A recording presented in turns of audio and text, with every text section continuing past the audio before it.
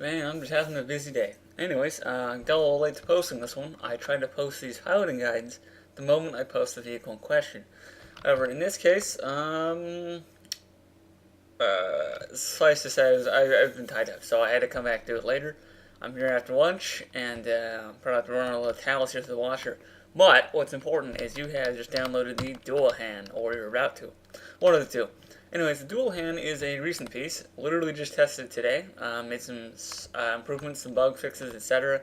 And it is a very solid platform from what I've seen, so I'm already releasing the sucker straight to public. Have any major issues or bugs you think are, like, overly present? Definitely let me know, and I'll look into them. But I gave this thing a lot of field testing for a couple hours in a very packed server, usually like 6 to 10 people at any point in time during the fight. And man, it was stacking corpses nice and high. So I'm content with this piece. Anyways, as you notice about the Dullahan, it has a 4-layered suspension instead of a 2-layer, like my usual. And this is to basically double the stat density, and boy does it. And it even has more weapons than usual. Chest weapons, back weapons, pelvis weapons, arm weapons of all flavors. This thing is just plain armed to the teeth, and it has the budget to support it, at least in about 350 to 450 energy. It has an entirely heavy hull, last I checked, give or take, the displaced pieces. And overall runs pretty good in most respects. Has a top speed at 250 without dashing, and with dashing, probably several hundred, easy. Not within the thousands range, I don't think, but that's not really the objective at hand here. So let's go over how to drive the Dullahan, and if you're familiar with the Helios bot I also released, or possibly even some of my other work, this may seem very familiar. We're going to go into the first-person camera to demonstrate this, and we can do this with the middle mouse key. Now, you move forward with W, backward with S. You can turn left with A and turn right with D. Note how the lower body turns independently of the upper body. That's because this is a very tank-like motion of moving, and it is incredibly tactical. You can run towards the objective and shoot the enemy at the same time, and then go screw up their objective afterwards, or whatever floats your boat. Now, that being said, let's get back into things. We have a jump jet ski with space, which is fast. And we have a stomp jets with left shift and X. Like, big X, think big X, right? And boom, you stomp that. You can hover with H, which will tilt you forward, but don't panic. It will even out, and it is kind of forward-upwards combination. So you might want to use the jump jets moreover. They seem to be a little bit better for getting around. But the Dullahan's suspension and a couple other things with its balance that is not as well balanced as the Helios, because the Helios was literally part aircraft, dictates this is not a very good mech for verticality. However, it is not completely incapable. So, if you're looking into verticality, use it in short bursts is my advice until you've got this thing down. Now you can dash with F. You can, you can back dash with S and F. And you want to make sure you hold a movement key of some sort after you finish your dash, or else you're just going to get whiplash and flipped over. If you just hold the turn key, it works out, and you can just spin your torso in circles. Now we're getting on to the weaponry controls. We have left gun with left mouse, right gun with right mouse. We have half power mode, which is indicated by a green light in the middle. This will allow you to shoot both your guns at the same time, although at half power each. Seeing how the 360 suspension adds a little bit of recoil to one side or the other when you fire one off. Doing dual fire is the best way to open up a fight, and then set it back to full power if you lose an arm. Although, quite frankly, I don't know what to say. The recoil absorption on this is pretty superb. The recoil is virtually non-existent for the most part, and it's even acceptable for long-range shooting. The recoil is so light. You can just rain fire all day for all I care. Now, you can toggle between shotgun mode on left and right guns with 1, think above A, which is left, or 3, which is above D, for right, and that will toggle left and right guns respectively. Now, these are kind of unusual shotgun. Usually I do a spread cannon configuration with about 2 or 3 pellets, depending on power setting, that fire in cycles of 2 intervals. However, this is a 3-piece cycle with 2 or 3 bullets, maybe less, depending. It's a little less consistent. And these are even lower recoil than the machine guns, I think, by a small margin, because they're what the recoil spring is built for. And yeah, you can just mix and match if you want, shoot whatever the hell you want. Keep in mind that the shotguns are actually calibrated for closer effective range. So unless you're shooting single wield, they're probably not good to just dual fire on the same target because you're probably going to overcompensate at most ranges. In comparison to machine guns, you notice that they line up at a bit of a further range, which is important. So machine guns are kind of like your longer range weapon due to both the shot quantity and the probably honestly just kind of the accuracy. I think they're slightly more accurate than the shotguns, and they're calibrated as such. Now, you can fire the chest-mounted guns with Q, which are, you can see slightly below here. And this is a demolisher chest cannon that fires part machine gun, part tank gun rounds, just for absolutely screwing your enemies up at close range. Very high-octane gun, I love it. You can use missiles with E. Keep in mind that the missiles are mounted on the arms. This allows them to aim vertically for maximum effectiveness when locked onto a target. They do, however, go away if your arms get blown off, so keep that in mind. They're great for anti-aircraft buff and anything else due to the volley fire method. Makes it very hard to dodge in proper circumstances. Now, you can pop the cockpit with 5, numpad 5 to be specific. And it will, raise your little effective cockpit. You got a little guy sitting in there, he's real happy. He clearly loves his job getting to drive a great big burly death machine. Although, maybe big isn't quite the word I'd use. More like intermediate. And yeah, this will stop you from aiming. It'll pop the cockpit for just kind of like social, just chilling reasons. So, you can just chillax, or whatever the hell you kids call it these days.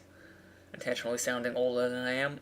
Anyways, you got R for laser sights. This should have been mentioned way sooner, but I'm just going right through this list on the left if you haven't noticed. So, yeah, just kind of let these guns rip, like usual. You notice that the lasers are very accurate per gun, in fact. I wish the guns were quite as accurate. Missed a shot even though I was lined up on the box. But I got it eventually. So, yeah. It's important shit. Right, so we have the shoulder gun with 4. Non-numpad 4. Almost said numpad 4. It is not number pad. And then you use left mouse to fire the over-shoulder gun.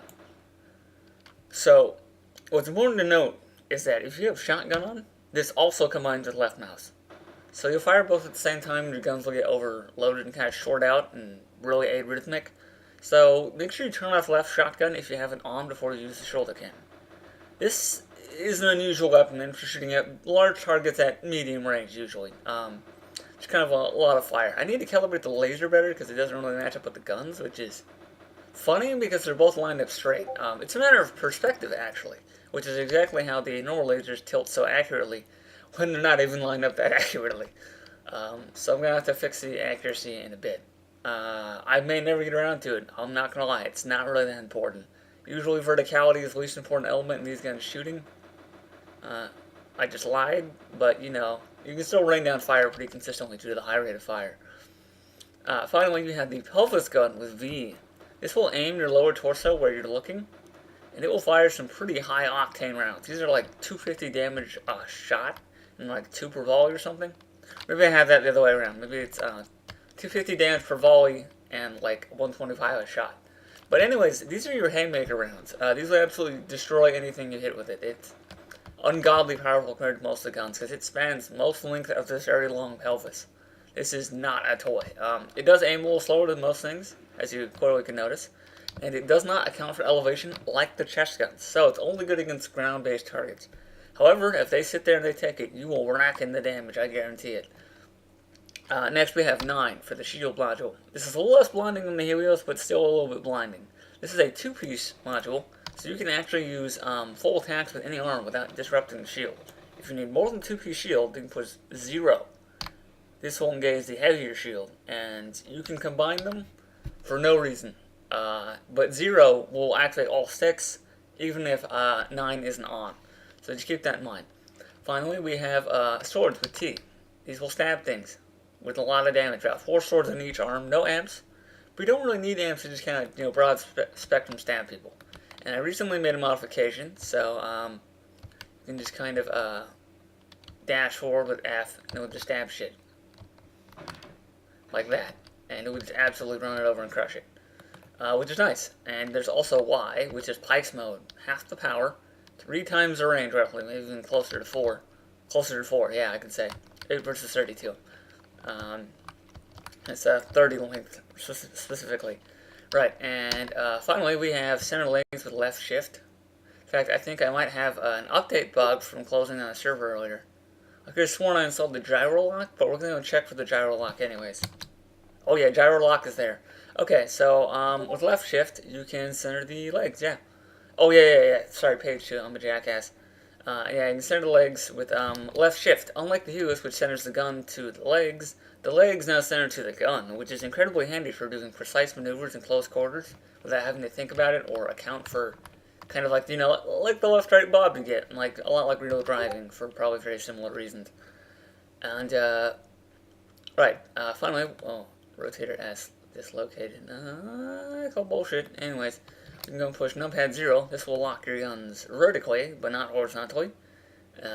Left shift no longer centers your torso, so there's no real way to lock vertically, but the lock gun is still kind of a social feature at best. Gyro lock with left shift and right shift, indicated by the orange flashing light on the very upper left. This will absolutely cause you to automatically look wherever you're going, and this is a toggle, by the way, so you can just leave this on, and you can just walk around and try and stab people all you want.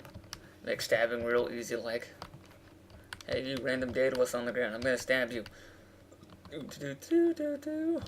Stab. And yeah, just kind of run them over like that. It's very handy for that alone. And finally, we have B for Bombard. This fires the pelvis guns again, but without the auto-aim feature.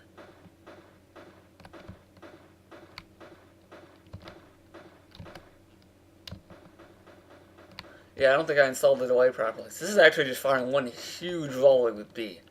Be warned, this is probably not as energy efficient as I had planned, and it is a toggle for B, because this is meant for shooting at in-place targets, maintaining energy for longer while still generating a crap load of kick. And past that, I think that really covers most you really need to know about this bot. There's not a whole lot to its piloting, other than verticality, which is pretty weird. In fact, I guess you can sort your verticality by aiming backwards. That's pretty weird, but just so you know. And yeah, otherwise hope you enjoy, because this bot is built for combat, and it will probably absolutely curb stomp most things if you can use it properly. I know I was in a fight. Even most of the OP bots off the workshop will very likely lose in a straight fight to this thing. I was in an interesting fray earlier where I had 3 men on me at once. 2 or 3 of them were pretty competent bots, and I was able to kill 2 out of 3 of them before I ended up going down in an absolute open fire, just getting hosed and led. Straight up berserker rampage deal. But yeah, it's a new byproduct of our research, and we hope you like it. Later.